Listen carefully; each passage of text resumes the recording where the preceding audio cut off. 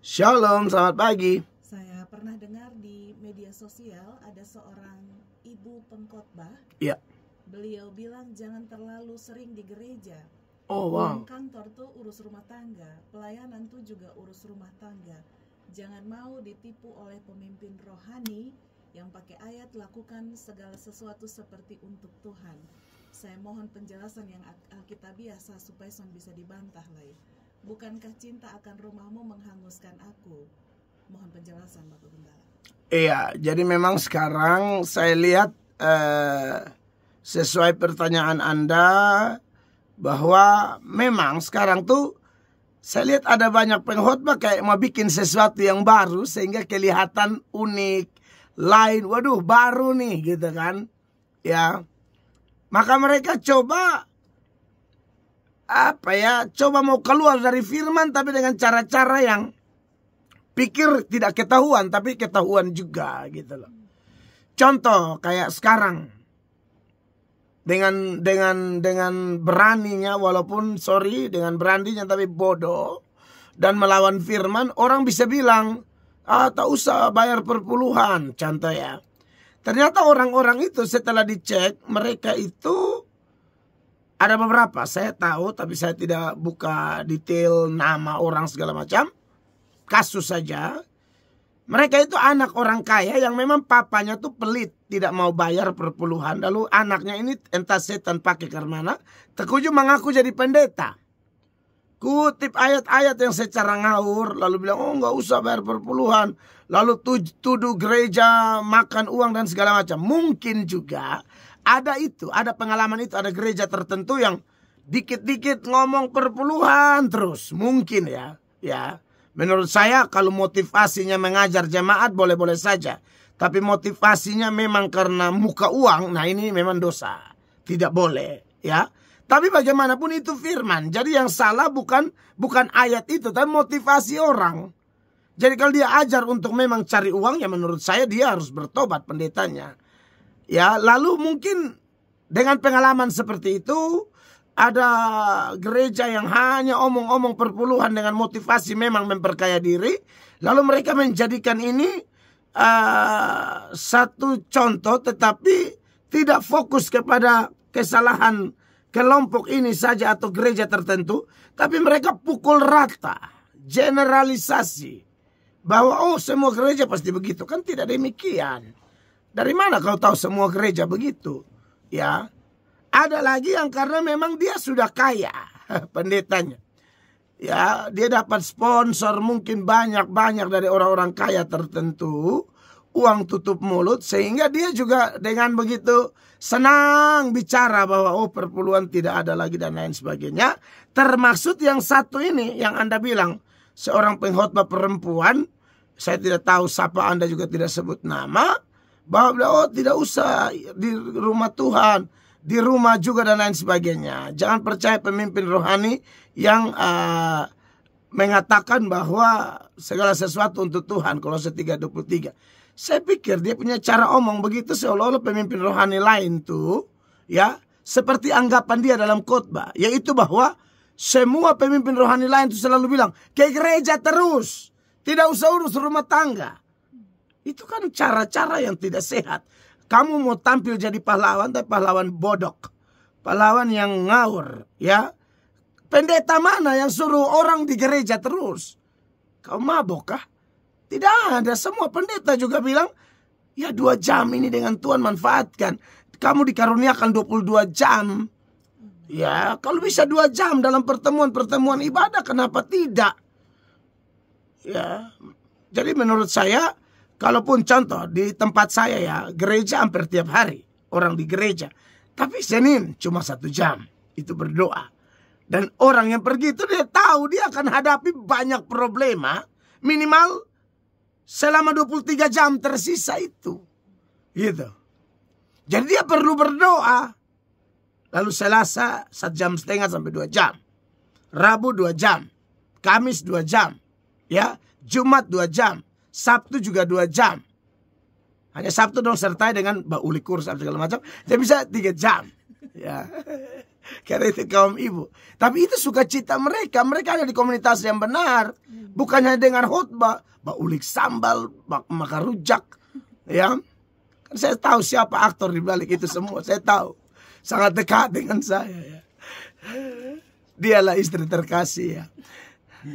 Tapi mereka saya dukung. Kenapa? Mereka ada di komunitas yang benar. Daripada duduk enak kan ibadah, makan kurs, baca cerita, sharing, ya saling membangun, obrolan-obrolan menarik untuk mendorong satu dengan yang lain. Karena bicara fellowship bukan hanya ibadah, tetapi kumpul-kumpul dengan kawan-kawan seiman, obrolan-obrolan yang membangun itu fellowship Kristen gitu. Nah, jadi saya juga pernah dengar pengkhotbah perempuan. Apakah mungkin orang yang sama? Saya tidak tahu. Tapi saya lihat kayak agak makan puji. Kayak khotbah mau apa. Tapi dia bikin diri kayak paling betul. Dia pikir dia jadi pahlawan yang diangkat untuk menegur satu fenomena yang dia kira salah. Padahal dia saja yang lihat hanya sepintas lalu. Begitu ya. Tidak ada kok pendeta paksa-paksa orang di gereja 24 jam. Tidak ada. Justru orang yang biasa bersekutu, kalau di wilayah pelayanan kami, justru banyak bersekutu, dia lebih mantap jadi ibu rumah tangga. Dia lebih mantap jadi kepala keluarga. Dia lebih mantap jadi pemuda-pemudi atau anak atau pelajar mahasiswa.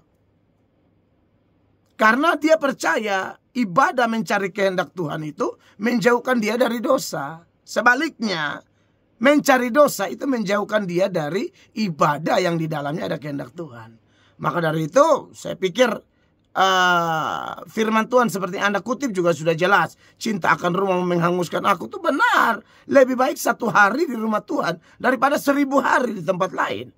Kan begitu. Ya. Lalu Ibrani pasal 10 ayat 25 itu jangan menjauhkan diri dari pertemuan-pertemuan ibadah seperti yang dibiasakan beberapa orang. Melainkan mari kita giat melakukannya menjelang hari Tuhan yang mendekat. Memang kata ibadah di situ dia pakai kata eusebia, yang artinya kesalehan, yang diterjemahkan di bahasa Indonesia kita ibadah.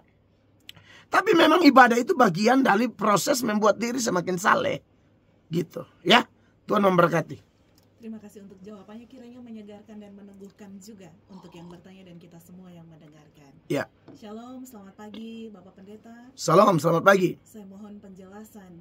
Ini sebetulnya saya tahu jawabannya, tapi saya bingung karena di Alkitab itu di dalam 1 Samuel ada katanya roh jahat yang dari Tuhan hinggap atas Saul. Betul. Karena tidak mungkin Tuhan itu menciptakan sesuatu yang jahat. Mohon penjelasan Alkitabiah. Oke. Roh jahat yang hingga pada Saul itu ada di 1 Samuel pasal 16 ya. Ayat 13-nya dia bicara tentang roh Tuhan berkuasa atas Daud. Sedangkan ayat 14-nya dia bilang roh Tuhan mundur daripada Saul dan sekarang dia diganggu oleh roh jahat yang daripada Tuhan ya. Itu ayat bilang tetapi roh Tuhan telah mundur daripada Saul dan sekarang ia diganggu oleh roh jahat yang daripada Tuhan. Nah, yang Anda tanyakan di sini adalah bagaimana nih roh jahat yang dari Tuhan? Karena Tuhan tidak mungkin menciptakan yang jahat. Oke, mungkin kita mulai dengan menciptakan dulu ya. Benar bahwa Tuhan tidak menciptakan yang jahat.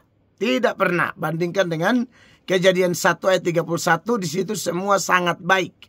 Tuhan bilang, penciptaan Tuhan itu semuanya amat baik. Jadi tidak ada Tuhan menciptakan yang tidak baik, toh? Ya, itu sudah jelas. Tetapi saudara-saudara, dari semua yang sangat baik ini, ya ciptaan Tuhan. Ingat, ciptaan Tuhan bukan yang hanya manusia ya. Saudara jangan pikir hanya di hari pertama, kedua, ketiga, keempat, kelima, keenam di Kejadian pasal 1 itu. Tapi lihat Kejadian 2 ayat 1 mengatakan demikianlah diselesaikan langit dan bumi dan segala isinya. Berarti isi langit, isi bumi semua. Di dalamnya juga ada malaikat-malaikat. Jadi semua baik. Malaikat juga baik, manusia juga baik, alam semua baik. Tapi kemudian ada dosa. Dan dosa itu sebelum terjadi kepada manusia, itu terjadi lebih dahulu kepada setan. Maksud saya kepada malaikat. Oke. Dosa itu terjadi kepada malaikat. Nah, malaikat itu kan roh. Ya. Malaikat itu roh seperti yang Anda boleh lihat, nanti saya tunjukkan. Supaya Anda tahu siapa malaikat itu. Jangan pikir malaikat beda dengan roh. Malaikat itu roh. Ibrani ya. Ibrani 1 ayat 13. Dan kepada siapakah di antara malaikat itu ia pernah ia berkata, duduklah di sebelah kananku sampai kubuat musuh-musuhmu menjadi tumpuan kakimu. Bukankah mereka di sini merujuk pada malaikat, bukankah mereka semua adalah roh-roh yang melayani dan seterusnya ya. Jadi malaikat itu roh. Dan ketika malaikat jatuh dalam dosa, 2 Petrus 2 ayat 4 ya, dan Yudas 1 ayat 6, itu 2 ayat paralel. 2 Petrus 2 ayat 4, catat ayatnya. Sebab jikalau Allah tidak menyayangkan malaikat-malaikat yang berbuat dosa. Jadi Allah itu tidak pernah menciptakan tidak baik atau jahat, itu tidak pernah ada. Allah cipta itu semua baik. Jadi kalau Anda tanya, siapa yang cipta setan? Tidak ada Tuhan cipta setan. Tuhan cipta itu malaikat. Setan itu dari mana? Nah, ini dia datanya nih. Malaikat-malaikat yang berbuat dosa inilah yang jadi setan. Begitu ceritanya. Itu doktrin tentang angeliologi atau ilmu tentang malaikat, atau satanologi, ilmu tentang setan. Itu dibahas hal ini. Data-data ini muncul ya. Menyayangkan malaikat-malaikat yang berbuat dosa tetapi melemparkan mereka ke dalam neraka dan seterusnya. Lalu kalau kita lihat Yudas 1 ayat 6 juga paralel.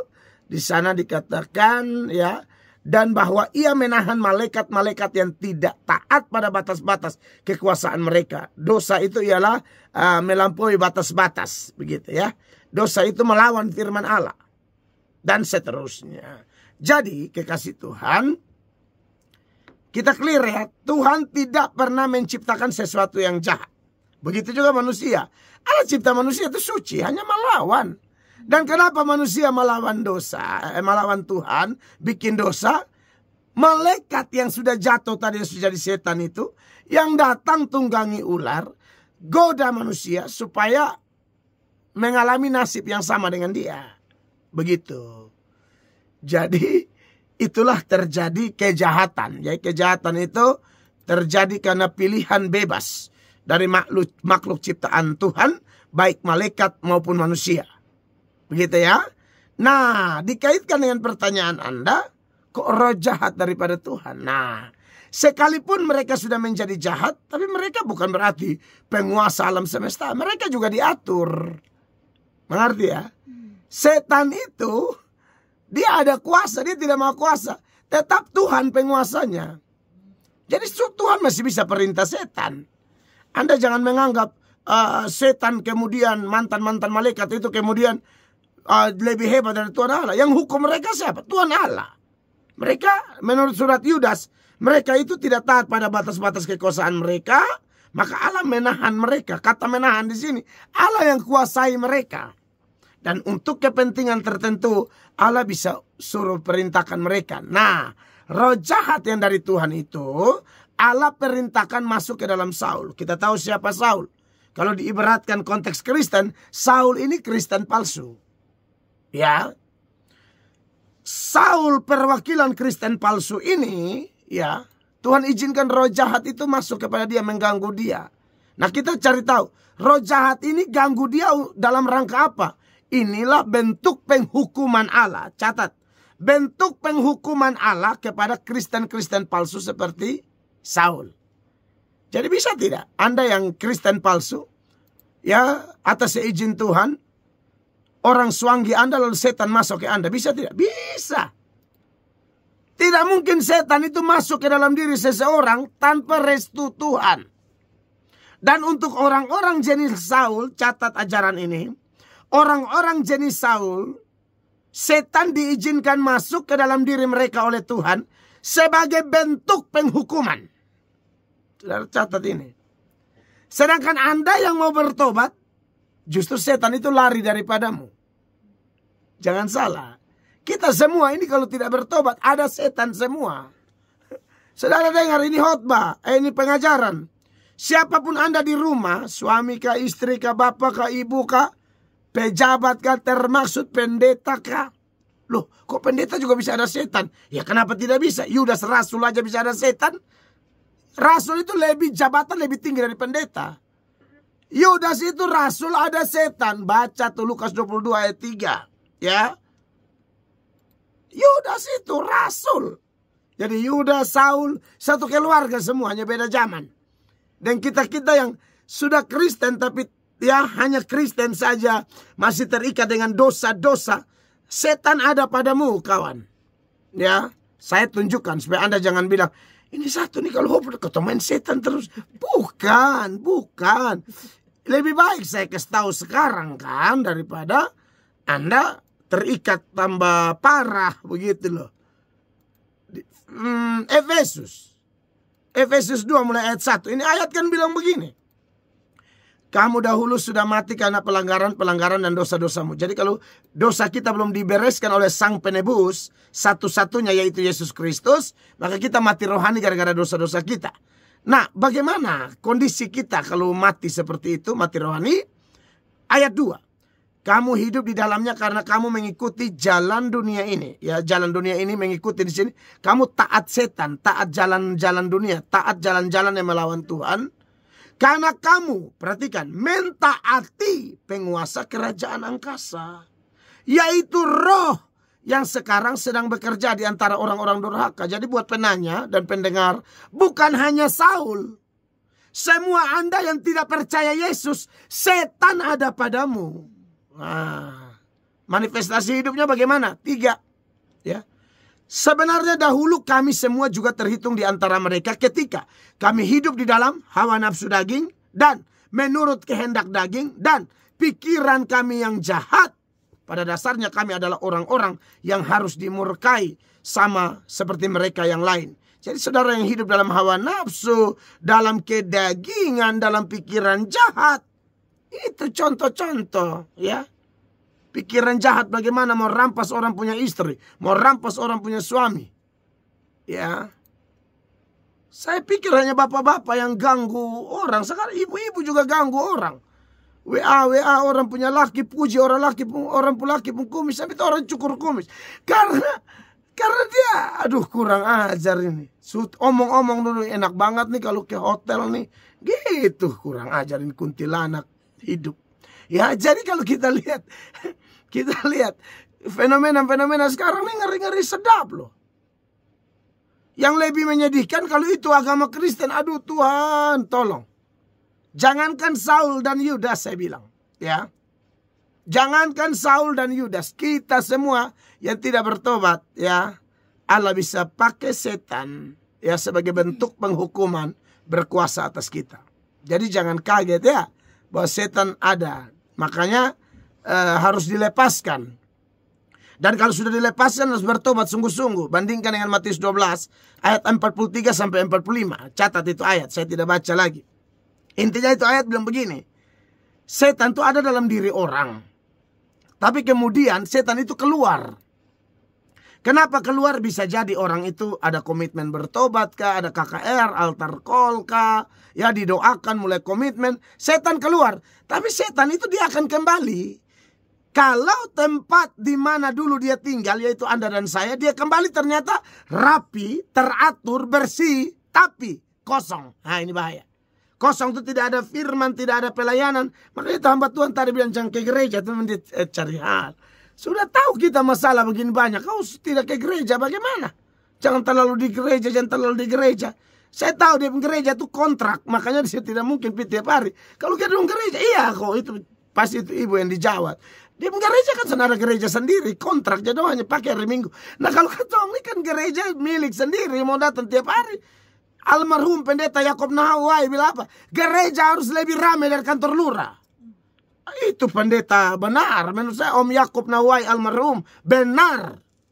Kenapa lu hanya pergi gereja? Kau itu rumah jemaat kumpul uang bangun gereja tuh pintu tak buka. Lu pi ibadah tuh ada yang menang disumbang tetap sonepi. Dikir-kir dia mau kasih kali Tuhan yang dia 4 juta setengah. Tidak bisa. Begitu. Jadi menurut saya ya ayo mendekatkan diri kepada Tuhan.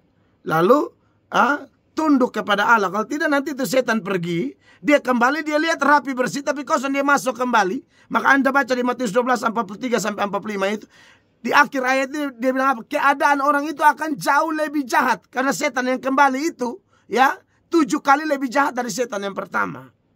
Nah, tapi kenapa bisa masuk? Titik. Jawabannya cuma itu atas izin Tuhan. Kalau Tuhan tidak izinkan, tidak bisa. Sesale Ayub aja Tuhan izinkan setan mencobai. Baca tuh 2 Korintus 12 ayat 7 sampai 9. Apa yang ada dalam diri Paulus? Duri dalam daging. Dimulai dengan kalimat apa? Utusan iblis yang menggocok aku.